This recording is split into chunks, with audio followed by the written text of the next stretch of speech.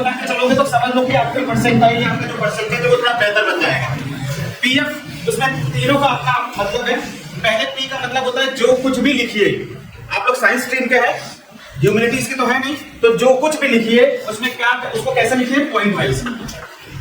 कैसे लिखना है, कभी भी पैराग्राफ में नहीं लिखना, क्योंकि जो भी एग्जामिनर होगा उसे भाषण पढ़ने से मतलब नहीं, नेता नहीं है, उसे क्या चाहिए, कंक्लूजन। जो भी स्टेटमेंट लिखिए पहले उसे कैसे लिखिए, पॉइंट वाइज। मतलब कुछ भी चीज लिखिए पॉइंट वाइज, ऐसे करके आप जो है पॉइंट वाइज लिखेंगे तो आपके जो मार्क्स है वो इंप्रूव होंगे। दूसरा एफ का मतलब क्या है, इसको बोलते हैं फिगर और फ्लो चार्ट। जहां जरूरी हो फिगर बनाइए या फ्लो चार्ट बनाइए। फ्लो चार्ट से क्या समझते हो, बोलो।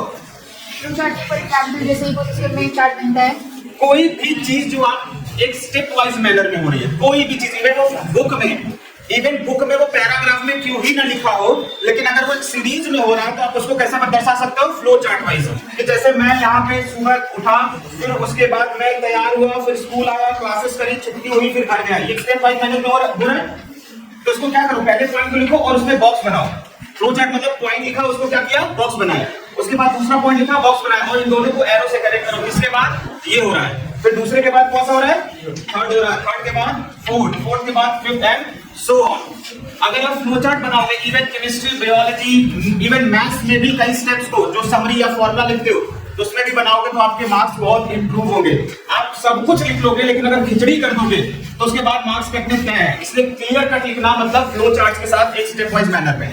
तो ये हुआ क्या, पहला तो पॉइंट वाइज लिखना है, दूसरा फिगर या फ्लो चार्ट का यूज करना है as much as you can, जितना ज्यादा कर सकते हो। अगर हर क्वेश्चन में बन जाए, हर में बना दो, जितना बन पाए।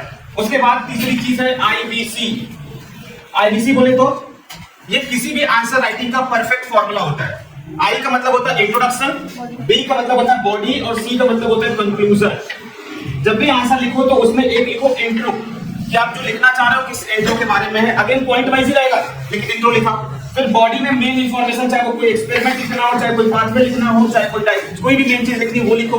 और लास्ट में क्या लिखो, कंक्लूजन, कि मैंने जो लिखा है उसका कंक्लूजन ये है। चाहे मैथ्स में वो क्या होगा, आपका एक आंसर आ रहा होगा, उसको हमेशा कंक्लूजन को किसमें रखो बच्चे, बॉक्स में। तो अगर आप इस तरीके से अपने आंसर को ड्राफ्ट करोगे आईबीसी के तहत, मतलब इंट्रोडक्शन, बॉडी, मतलब बॉडी में main explanation, and then last में क्या होगा, कंक्लूजन।